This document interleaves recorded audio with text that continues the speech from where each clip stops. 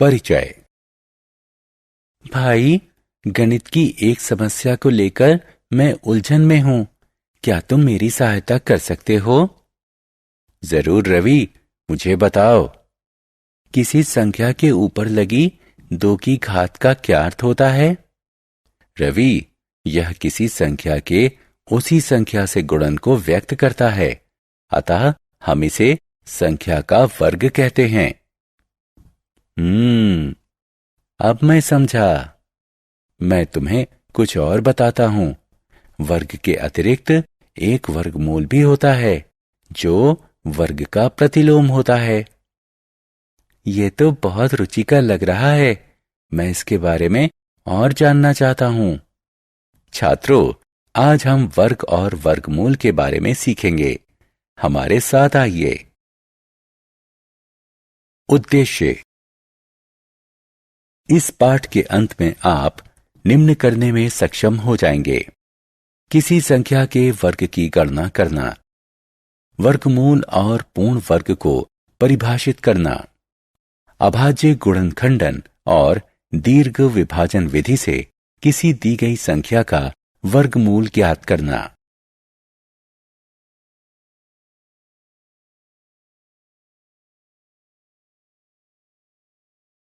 किसी संख्या का वर्ग। आइए पहले वर्ग संख्या के बारे में जानें। हम किसी संख्या का वर्ग कैसे कर सकते हैं? ये आसान है। बस उस संख्या का स्वयं से गुणन कर दो। आप वर्ग को घात के रूप में भी लिख सकते हैं।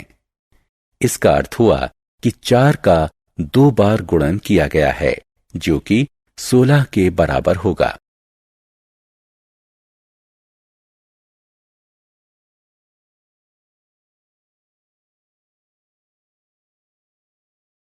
पूर्ण वर्ग। आइए पढ़ें। 1 का वर्ग 1 होता है, 2 का वर्ग 4 होता है, 3 का वर्ग 9 होता है, 4 का वर्ग 16 होता है, 5 का वर्ग 25 होता है। इसी तरह अन्य संख्याओं का भी वर्ग है। हम गुणन तालिका से भी वर्ग प्राप्त कर सकते हैं। क्या आप जानते हैं कि इन संख्याओं को क्या कहते हैं? इन्हें पूर्ण वर्ग कहते हैं। पूर्ण संख्याओं के वर्ग को पूर्ण वर्ग कहते हैं।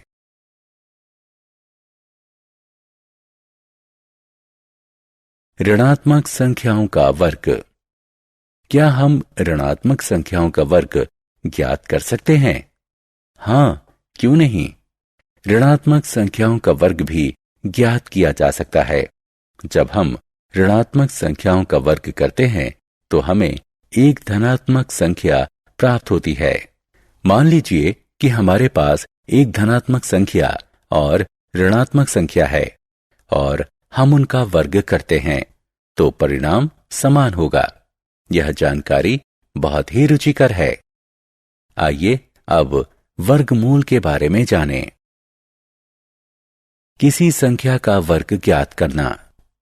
किसी छोटी संख्या जैसे 7, 4, 5 इत्यादि का वर्ग ज्ञात करना सरल है। लेकिन क्या 27 जैसी संख्या का वर्ग तत्काल ज्ञात किया जा सकता है? आइए जानें कि हम 27 का वर्ग कैसे ज्ञात कर सकते हैं। हम जानते हैं कि 27 20 और 7 का योग है, अतः 27 का वर्ग इसके बराबर होगा।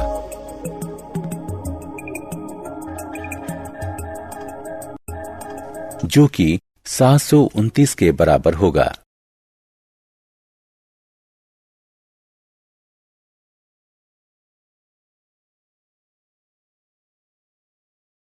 वर्गमूल क्या है? वर्गमूल वर्ग की प्रतिलोम संक्रिया है। ये वो संख्या है जिसका स्वयं से गुणन करने पर मूल संख्या प्राप्त होती है। अतः हम कह सकते हैं कि 4 का 4 से गुणन करने पर 16 प्राप्त होता है। तो इसका अर्थ है कि 4 16 का वर्गमूल है। वर्गमूल को एक विशेष संकेत द्वारा प्रदर्शित करते हैं। हम इसका प्रयोग इस प्रकार कर सकते हैं। 25 का वर्गमूल 5 होगा।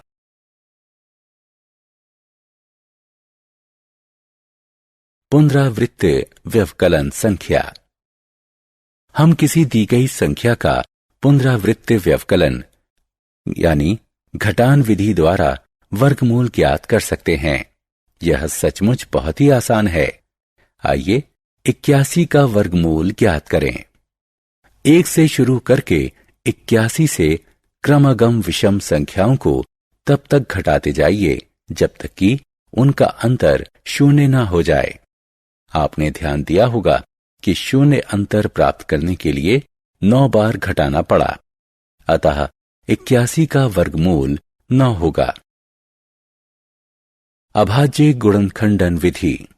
अब हम अभाज्य गुणनखंडन विधि से किसी संख्या का वर्गमूल ज्ञात करने का प्रयास करेंगे।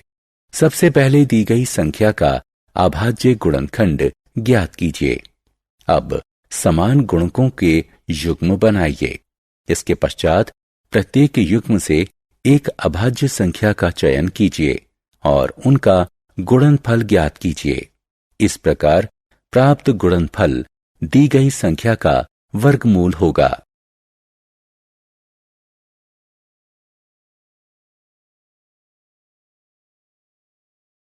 दीर्घ विभाजन विधि। अभाज्य गुणनखंडन विधि से बड़ी संख्याओं का वर्गमूल ज्ञात करना कठिन हो जाता है, इसलिए हम दीर्घ विभाजन विधि का प्रयोग करते हैं।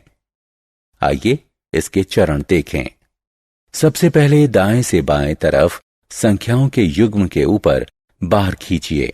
इसके बाद आप पहले युग्म से छोटी या उसके बराबर की सबसे बड़ी वर्ग संख्या ज्ञात कीजिए। यह 40 है। क्योंकि 36 40 से छोटा है, इसलिए हम 6 को भाजक और 6 को भागफल के रूप में लेंगे। अब 36 को 40 में से घटा दीजिए। तत्पश्चात अगली बार यानी 96 को शेष फल के दाएं तरफ लाएं। अब भाजक को दुगना कर दें। अब सबसे बड़ी संख्या जो भागफल की अगली संख्या होगी। इस प्रकार सोचें कि इस नई संख्या और भाजक का गुणनफल नए भाज्य से कम या समान हो। अब हमारे पास 124 गुणा 4 बराबर 496 है। क्योंकि शेषफल 0 है, इसलिए 4096 का वर्गमूल 64 होगा।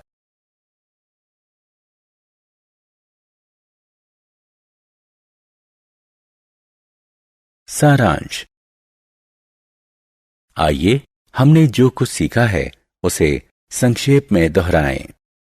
यदि किसी प्राकृत संख्या m को n वर्ग के रूप में व्यक्त कर सकते हैं, जहां n भी एक प्राकृत संख्या है, तब m एक वर्ग संख्या है। पूर्ण वर्ग पूर्ण संख्याओं के वर्ग होते हैं। ऋणात्मक संख्याओं के वर्ग धनात्मक संख्या होते हैं। वर्गमूल वर्ग की प्रतिलोम संक्रिया है। पुनरावृत्त व्यवकलन विधि में निम्न चरण होते हैं। दी गई संख्या से 1 से शुरू करके क्रमागत विषम संख्याओं को तब तक घटाएं जब तक कि परिणाम 0 न प्राप्त हो जाए। जितने चरण में 0 प्राप्त हुआ है उनकी गिनती कीजिए। अभाज्य गुणनखंडन विधि में निम्न चरण होते हैं। दी गई संख्या के अभाज्य गुणनखंडन ज्ञात करना, अभाज्य संख्याओं का युग्म बनाना, अभाज्य संख्याओं के प्रत्येक युग्म में से एक अभाज्य संख्या लेना, दी गई संख्या का वर्गमूल ज्ञात करने के लिए इन अभाज्य संख्याओं का गुणनफल ज्ञात करना। दीर्घ विभाजन विधि में निम्न चरण होते हैं। वह सबसे बड़ी संख्या ज्ञात करना जिसका वर्ग पहले युग्म की संख्या से कम हो या समान हो। इस संख्या को पहले युग्म के भाजक और भागफल के रूप में लेना और शेषफल ज्ञात करना। नया भाज्य प्राप्त करने के लिए दूसरे युग्म की संख्या को शेषफल के बगल में लाना, पहले भाजक को दुगना करना और इसे नए भाजक के रूप में लाना, भाजक को पूरा करना और इसे इसी प्रकार जारी रखना।